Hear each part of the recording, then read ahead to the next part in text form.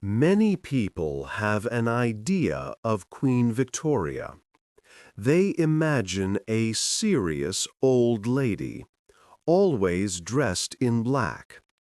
She seems strict and quiet. This picture of the Widow of Windsor is famous, but this picture is not the whole truth about her. Queen Victoria was a woman full of surprises. She was a paradox. This means she had many ideas and actions that seemed to be opposites. Her life was full of these interesting contradictions. These things make her one of the most interesting queens in history. She was a woman with very great power. She was the ruler of a large country, but she thought that women should stay at home. She believed women should not have big roles in public life. This was strange, as she herself held the biggest public role. Victoria was also the head of a global empire. This empire was very big, with lands all over the world. But she rarely left her own country. She spent much of her time in her homes in Britain. This was another surprise for a ruler of such a large empire. Her time was known as the Victorian Age. This was a time of huge changes. New machines, new ways of living, and new ideas appeared every day. But Queen Victoria herself did not like change. She preferred old ways.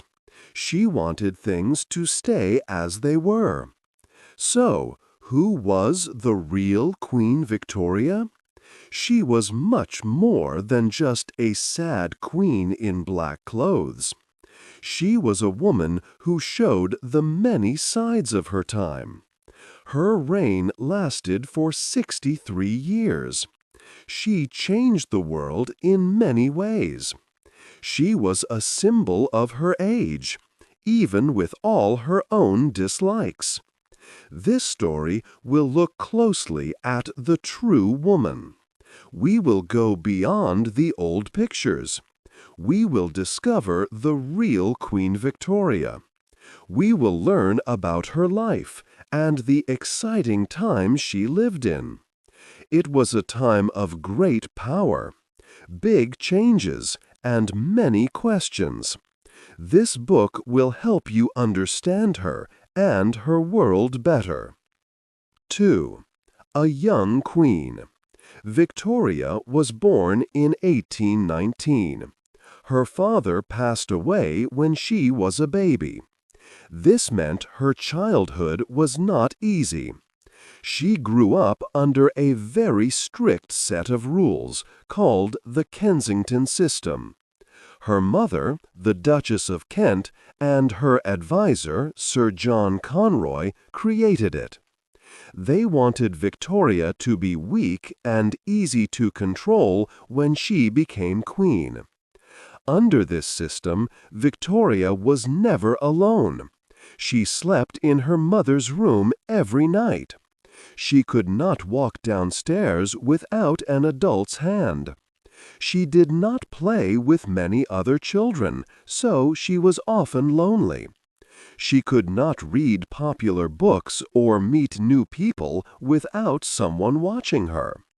Every day, she had to write in a behavior book for her mother to check. Even her food was simple: bread, milk, and plain meat. No sweet treats. This strict control was meant to make Victoria dependent, but it had the opposite effect. It made her strong and very independent. She grew to dislike Sir John Conroy greatly because of how he tried to control her. Everything changed on June 20, 1837. King William IV, Victoria's uncle, died. Victoria was 18 years old, just old enough to rule without her mother acting as regent. She woke up to the news that she was now queen. This moment was her freedom from the Kensington system. Queen Victoria's first actions showed her strong will.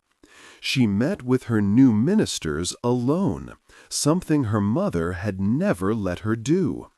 She refused to let Conroy be her personal helper.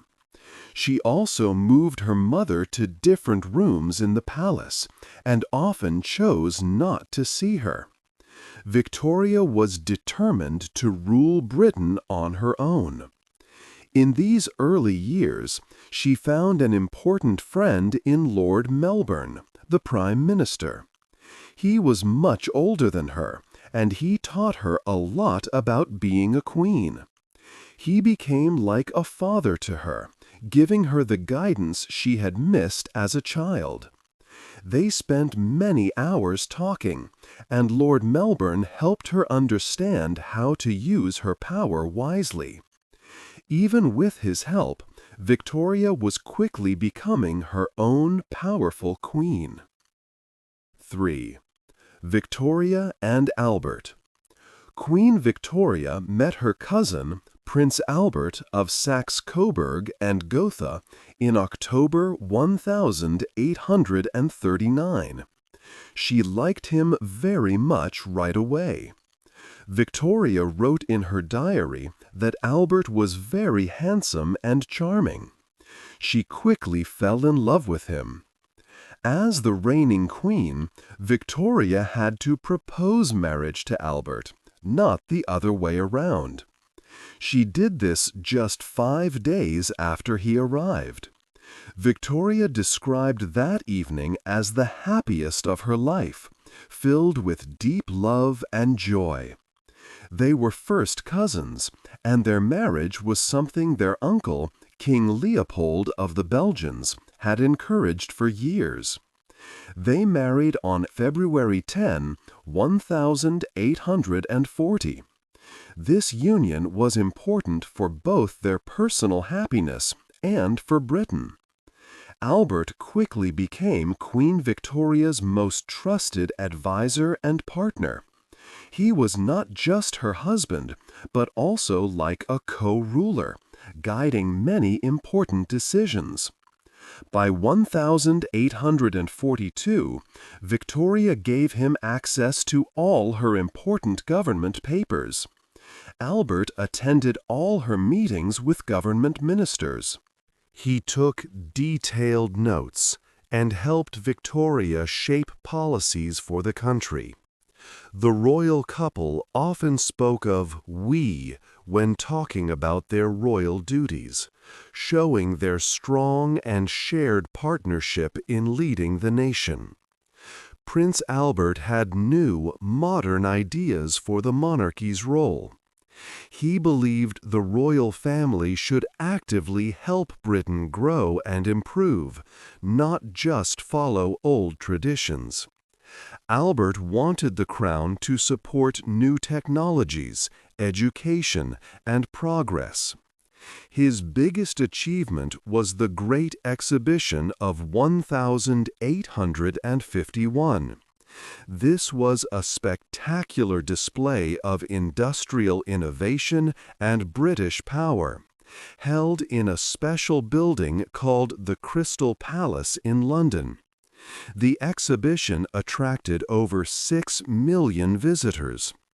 It was Albert's brainchild, born from his belief that Britain should lead the world in technology and culture. The exhibition's success, making a large profit, demonstrated how the monarchy could stay important by championing progress. The money from it helped establish what would become the Victoria and Albert Museum.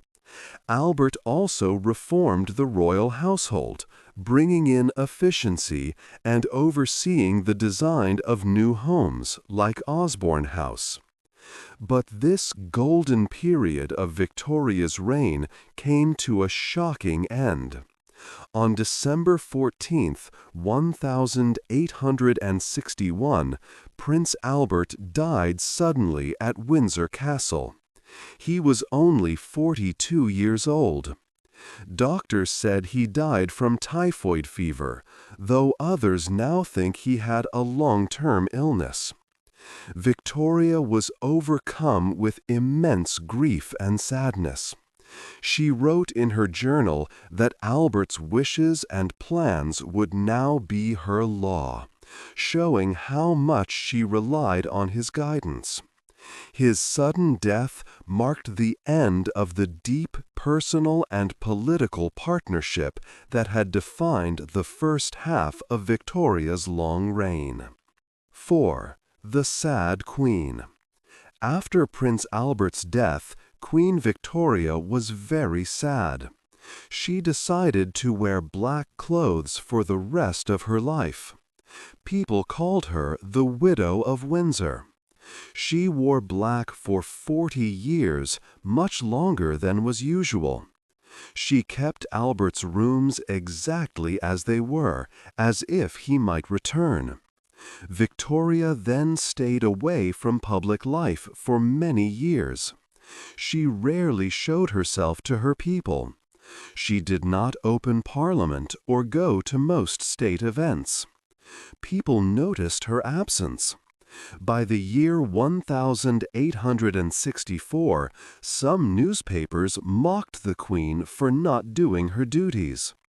Between 1861 and 1864, she attended only one major public event.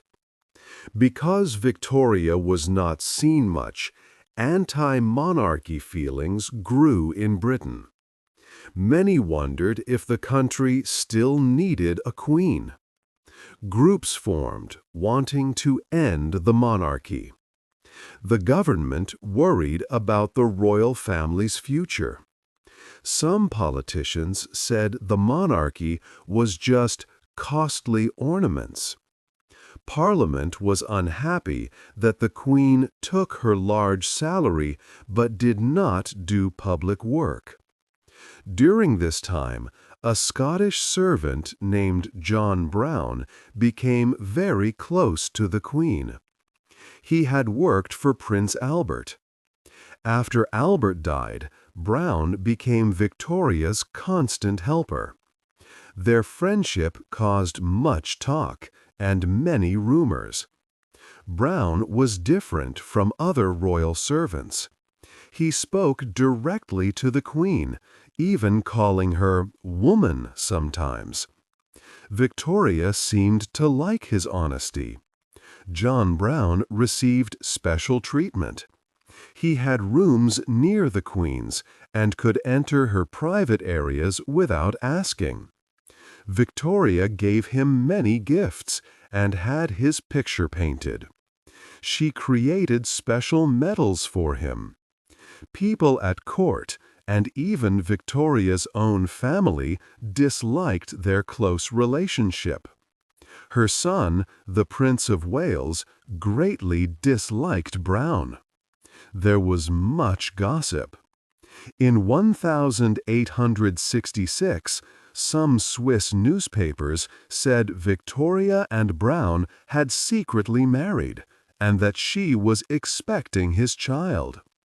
These claims were not printed in Britain, but rumors continued. Some believed Brown helped Victoria speak to Albert's spirit. Victoria depended on Brown greatly. When she died, Victoria asked to be buried with a photo of Brown and a lock of his hair. This was done secretly. Brown's death in 1883 made Victoria very sad, like Albert's death. 5. An Empress for the Empire. After many years away from public life, Queen Victoria slowly returned to her duties. By the 1870s, she was more visible again. Many Britons who had questioned the monarchy now welcomed her. Her long period of mourning had, in a way, made her a strong, respected figure. Victoria grew very interested in the British Empire, which was vast and covered many parts of the world. India was especially important to her. Even though she never went there, she learned some Hindustani and employed Indian servants. She enjoyed India's culture and believed her Indian subjects loved her like a mother. In 1876, Victoria took on the new title, Empress of India. This was partly because she wanted Britain to have as much royal prestige as other European powers. Prime Minister Benjamin Disraeli helped make this happen. On January 1, 1877, a grand ceremony was held in Delhi, India, to announce it, though Victoria stayed in Britain. This title showed Britain's powerful global position. However, the British Empire also had a harsh side. While Victoria saw it as a family, the reality for many was different. British forces fought many wars, taking control of lands in Africa and other places through violence. People in these countries suffered greatly. For instance, severe famines in India killed millions, but Victoria showed little direct concern. She held the idea of a civilizing mission, believing British rule was a gift, bringing its ways, values, and trade to less developed nations. This time showed Victoria's mixed character. She was a powerful queen who cared for Britain, but often overlooked the hardships caused by its empire. She truly believed in Britain's mission, even when it meant great suffering for others. 6. A big family. Queen Victoria had a very big family. She and Prince Albert had 9 children. As these children grew up, they married other royal people from different countries in Europe. This made Victoria known as the grandmother of Europe. Her children married princes and princesses from Germany, Russia, Greece, and Romania. Because of this, Victoria had relatives on many thrones across the continent. This created a large family network that spread all over Europe. Many royal houses were connected through blood. Victoria and Albert believed this family network could help bring peace and stability. They hoped that if royal families were related, they would not want to fight each other. They thought these family ties would help British interests in European politics and promote understanding. For a time, it seemed like a good idea. Letters were constantly sent between cousins and aunts, sharing personal news and sometimes even political advice. It was a unique way for royal families to stay connected and try to understand each other's countries better. However, these family connections did not always stop big problems. Sometimes they even created new tensions or made existing ones worse. A very important example was with Germany. Victoria's first daughter, Vicky, married the Crown Prince of Prussia, who later became Emperor of Germany. Their son, Victoria's grandson, was Kaiser Wilhelm II. Wilhelm, too, had a complicated relationship with his powerful grandmother. He was the ruler of Germany and had very strong opinions about how his country should act in the world. This important family tie with Germany, meant to keep peace, eventually caused great trouble. Kaiser Wilhelm II later led Germany into the First World War.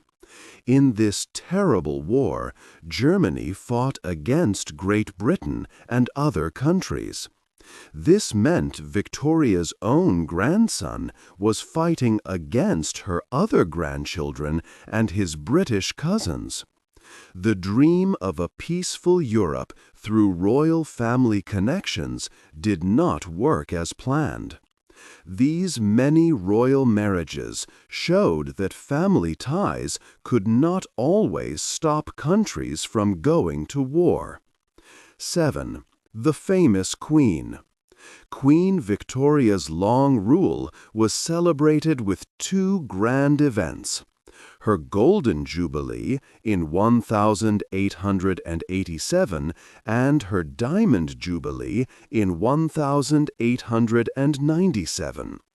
The Golden Jubilee was a big celebration, mainly for Britain. However, the Diamond Jubilee, held 10 years later, was a much larger show of power. It was designed to highlight the strength and reach of the British Empire. People came from all over the empire to London to honor their queen. Soldiers from places like India, Canada, and Africa marched through the streets.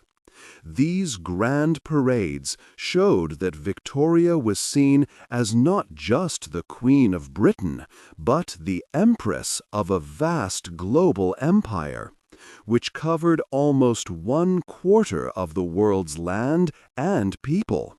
Her image became a symbol of Britain's power and greatness at its highest point. Despite this immense power, Queen Victoria presented a great paradox. She was the most powerful woman in the world, yet she held very traditional views about women's roles.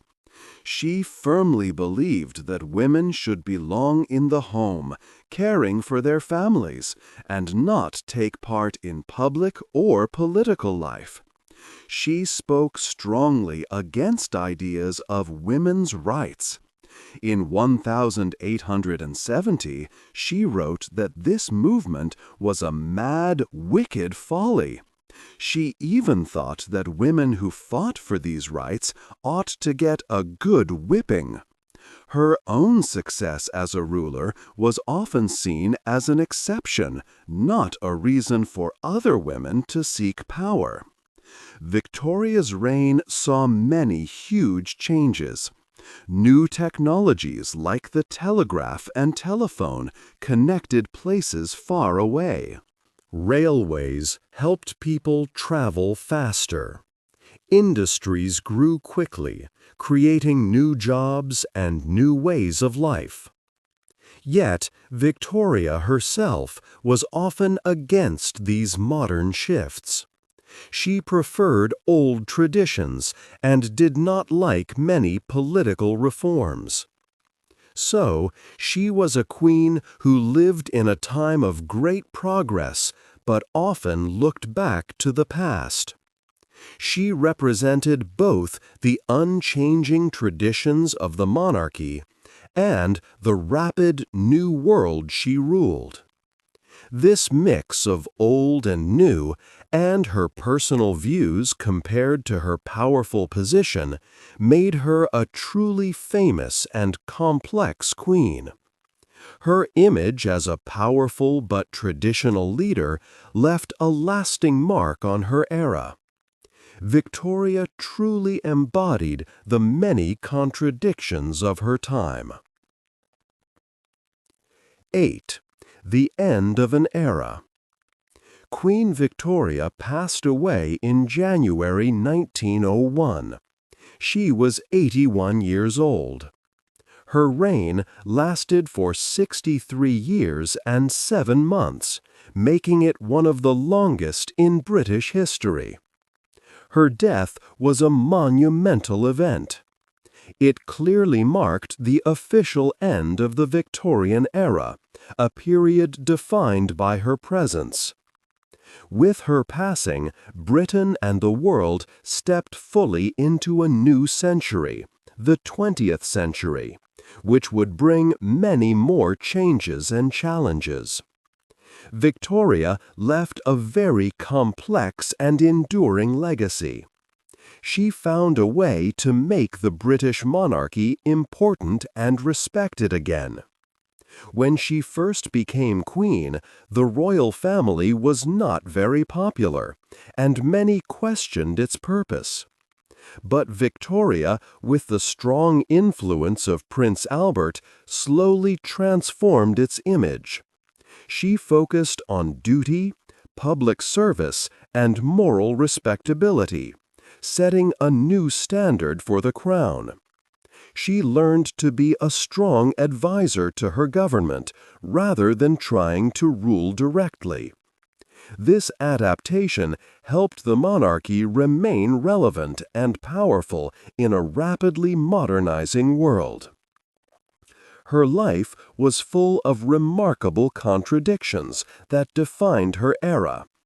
She was the most powerful woman in the world, yet she openly said that women should not have political rights or jobs outside the home.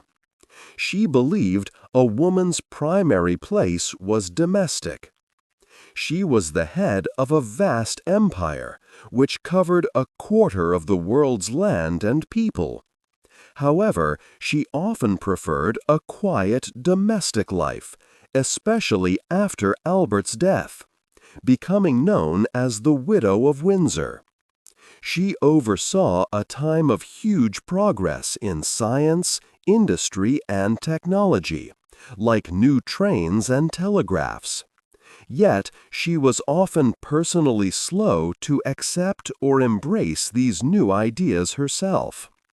Victoria became an iconic symbol for her country. She showed how old traditions could exist alongside new ideas. Her long reign was a crucial bridge. It connected Britain to its past, where kings and queens held more direct power, and led it towards a future with more democratic governments. She embodied both the stability and the rapid change of her age. The Victorian age, named after her, was a time of immense power for Britain, but also a period with significant social questions and reforms. Her influence spread far beyond Britain's borders, shaping global ideas about empire and leadership. With her death, a truly new and uncertain era began.